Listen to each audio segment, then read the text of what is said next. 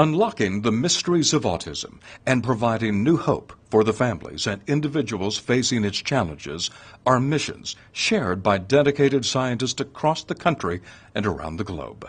But despite an overwhelming need for answers, this disorder has not given up its secrets easily, as illustrated by Nancy Minshew, a leading autism researcher at the University of Pittsburgh. The first thing is autism is so complex that there's not going to be one thing.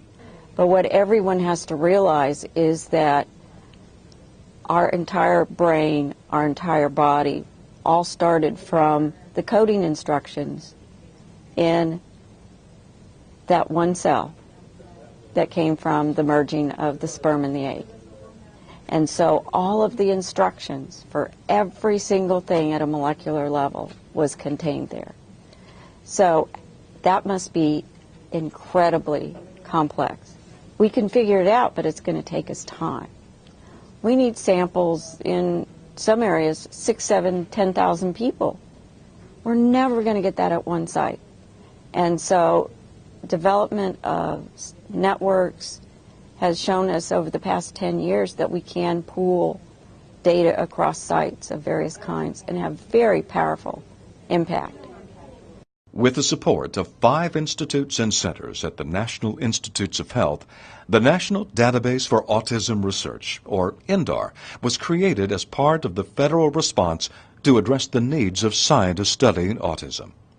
The goal of NDAR is to make available to scientists all of the human autism data now being collected, ranging from molecules to genes to behavioral, social, and environmental interactions.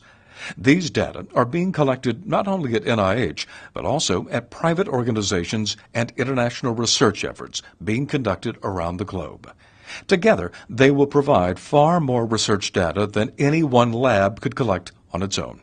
Through this effort, NDAR is enabling scientists to better understand autism and thus helping accelerate scientific discovery, as Portia Iverson, co-founder of Cure Autism Now, explains. It's kind of like when you go in to a pediatrician in a medical system, and then you go to a specialist and another specialist, and all the records are centrally located, and they can all pull them up on their computer.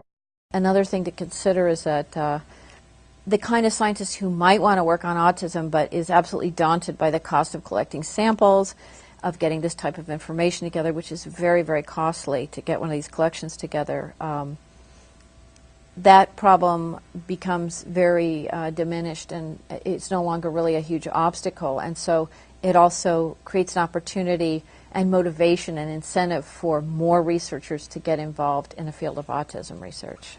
NDAR's goal of collecting over 90% of subjects' data related to one area of research is the first effort of its kind attempted on this grand of a scale. Such an attempt requires the active involvement of the research community, but especially those individuals and families consenting for their information to be shared with many scientists.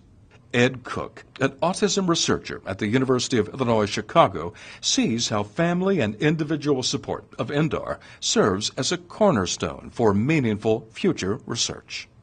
For those that volunteer, and I've found families with people with autism or families with people with autism to be extremely generous in their time and volunteering. And I think people understand that this is how we're going to know more.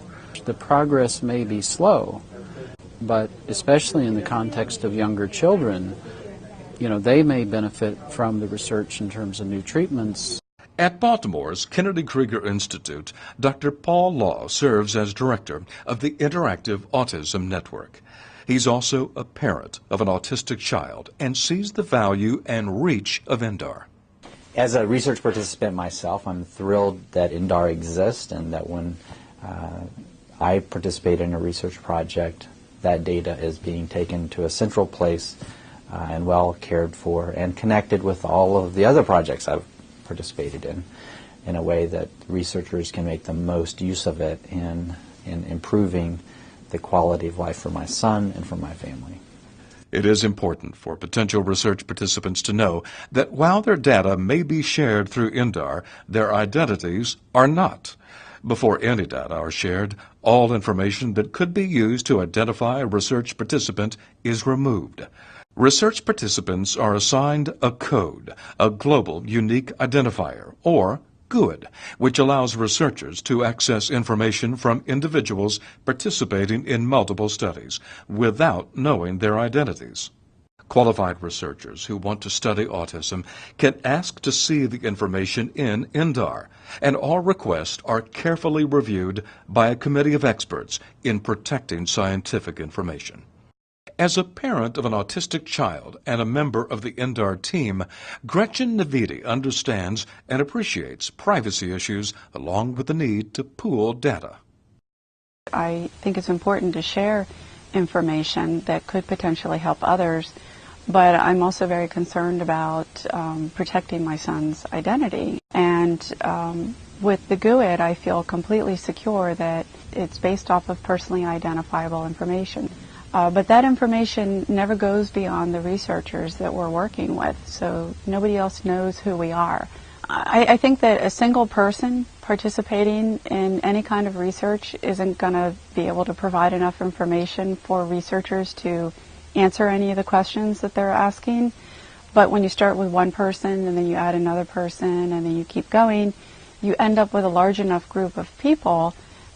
In my family, it started with my son, then I participated and I got a GUID. And I think it's really important for other family members to participate and get a GUID as well, because there's so much that can be learned about autism from comparing affected and non-affected individuals, especially within a family. If you later decide that you no longer want to share your or your child's information in INDAR, simply contact the researchers who did the study, and they will tell INDAR. INDAR can stop sharing information from that point on, but any information that was already shared cannot be retracted. The INDAR centralized database is making a difference for families and researchers. As INDAR matures, so too will our understanding of those living with autism. It's important to recognize how much progress has happened in the last 10 years, but then to realize we have to have patience, because it is complex, to keep going. The answers are there, and people mobilized to look for them. All of us, every parent would really, like to see some discovery start to be made about the causes of autism. There will undoubtedly be many kinds of autism, but that's what we're waiting for. And by participating in something like INDAR, we're making a real contribution to speeding up that happening. The key thing that INDAR has to offer families is that their desire to contribute to autism knowledge and treatment for not just their child but for everybody is going to be maximized by having that data brought into one place. It's a long road. I have to say that about autism research. We have exciting moments, and it's hard to predict them, but there's no question that participation by people with autism and family members is essential to moving forward.